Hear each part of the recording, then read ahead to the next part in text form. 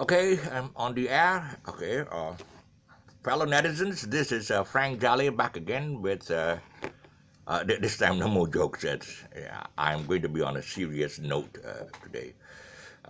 This is regarding the coronavirus scourge, especially the new Delta virus, which seems to be spreading out of control. In my earlier downloads, I spoke in jest about the Spanish flu, calling it the Spanish fly, and blah blah blah. Well, in it, I mentioned that the Spanish flu was actually spread by birds, and at that time it's called the avian flu. The avian meaning the Spanish word for birds, and of course it was spread by birds. And then in 2009 we had the swine flu that spread by swines. But the coronavirus, ever since it jumped from bats to human beings, guess who the the ones who spread the disease are actually human beings. Us. We are spreading the disease, and not some people say maybe it's spread by a car called the Toyota Corona. That's a car you should try before. But anyways, that's a joke. Anyway.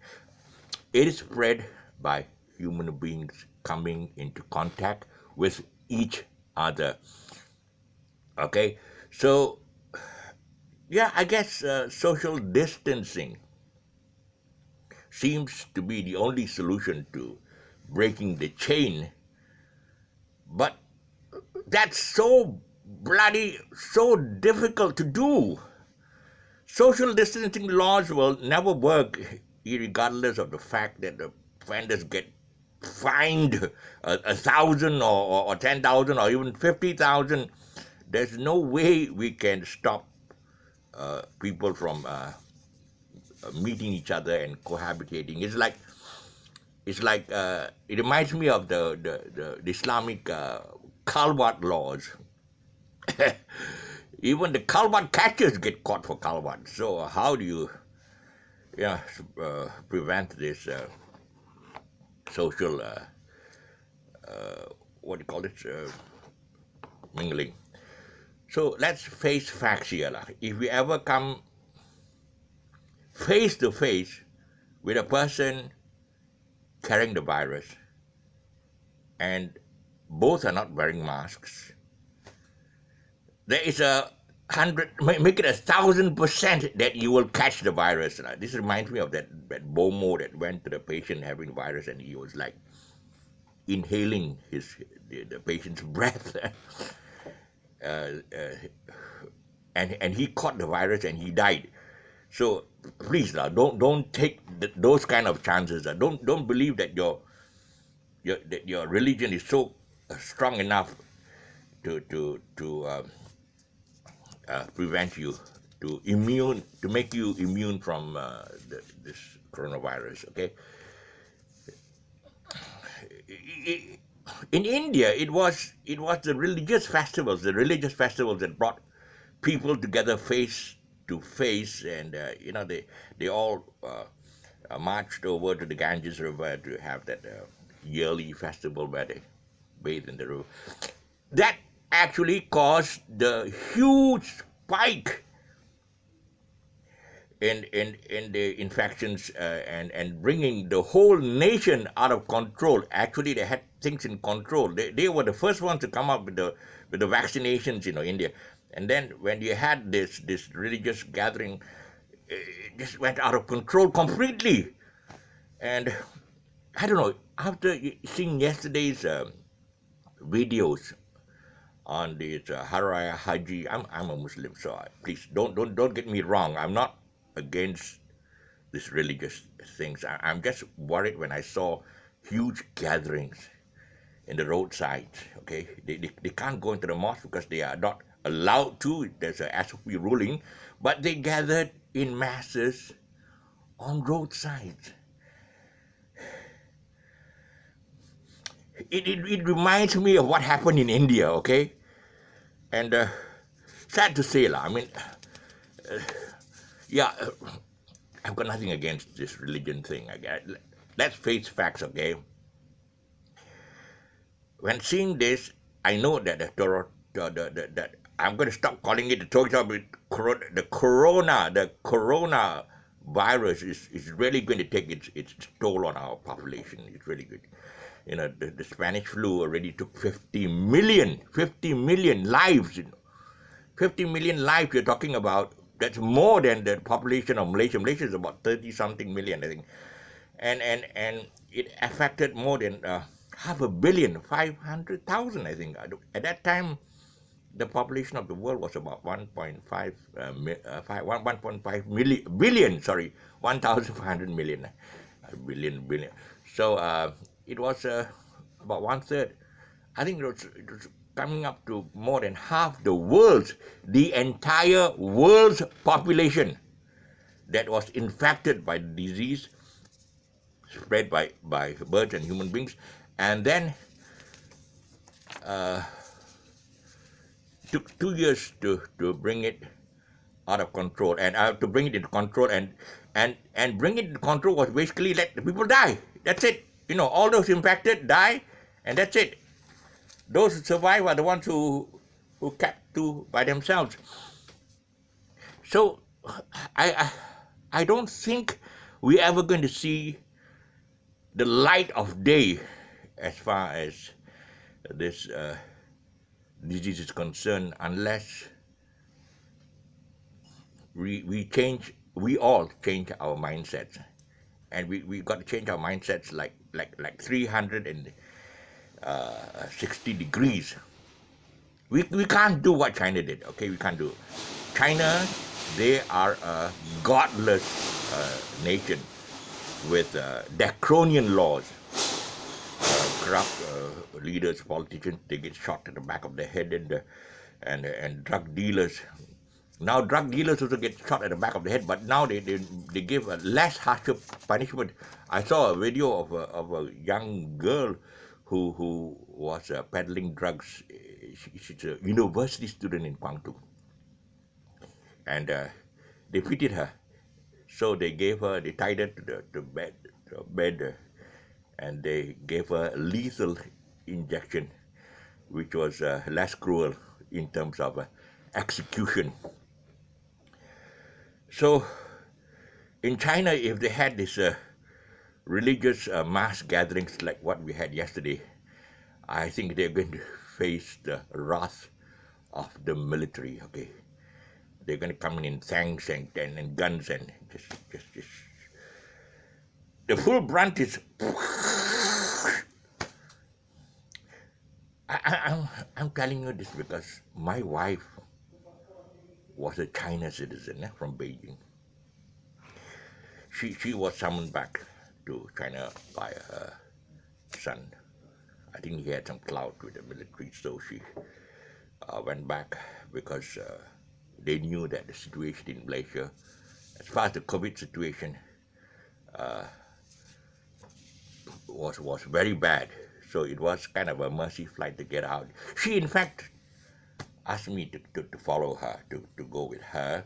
She has a couple of houses. She's quite well-to-do, well-heeled in China. She got a couple of houses. She said she could get me a job to teach English. That's where my forte is. Teach English in the military academy or whatever. Son's, it's associated with that. I don't know. He has some clout there. So probably highly paid, maybe 5-figure salary. But I cannot. I said I cannot follow her back. I have to stay back in Malaysia because this is the country I was born in. I was here almost like six. I'm not going to say how many years because then you know my age. Okay, more than 60 years I've been in Malaysia. Born here, bred here, and I'm going to stay back to help my fellow citizens. I think I can because I did study up to PhD to know enough of how we can, and basically I want to put in my 2 cents worth. Okay, you can call it 2 cents worth, but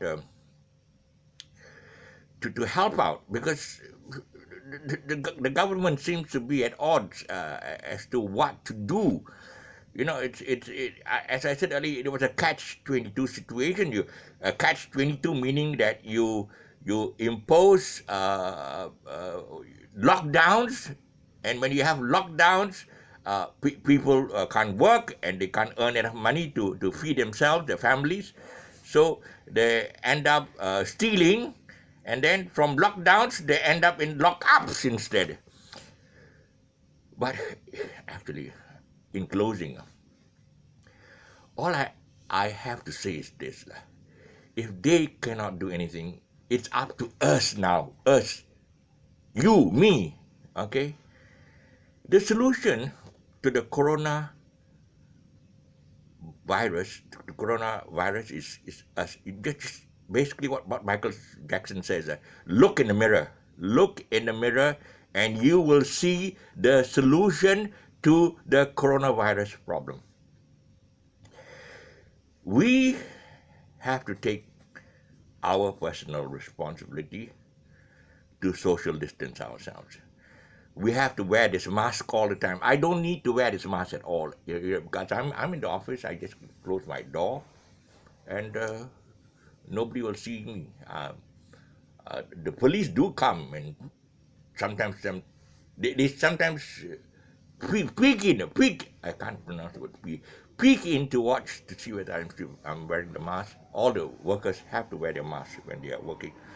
So wear the mask, and instead of playing the blame game, yeah, the government are all stupid lah. No, forget it. They are trying to. I don't know about all of them, but I see some of them.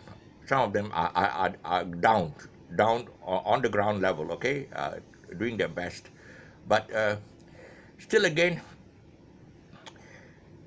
instead of playing the blame game, let us all take the responsibility. We take the responsibility. We don't play hide and seek with the authorities. We don't play hide and seek with the police. When they're not around, we open our mouths, and because you have to understand that it is us actually. We have to give our support, and also the other thing is that we have to lend a helping hand to those who are actually suffering because of this virus. Those people who are face the lockdowns, and they're hungry and they have no food to eat, and then they end up being homeless. We have to really help them. Those rich people who are driving fancy cars and staying in huge bungalows and all that. I don't know. Why they accumulate this wealth, why they buy these fancy cars, why they stay in huge bungalows. They want to get people's respect.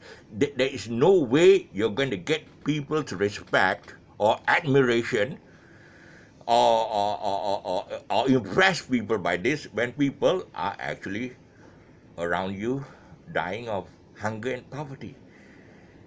So with this thought, I'm just going to sign off this present moment. And there's a subscribe button below.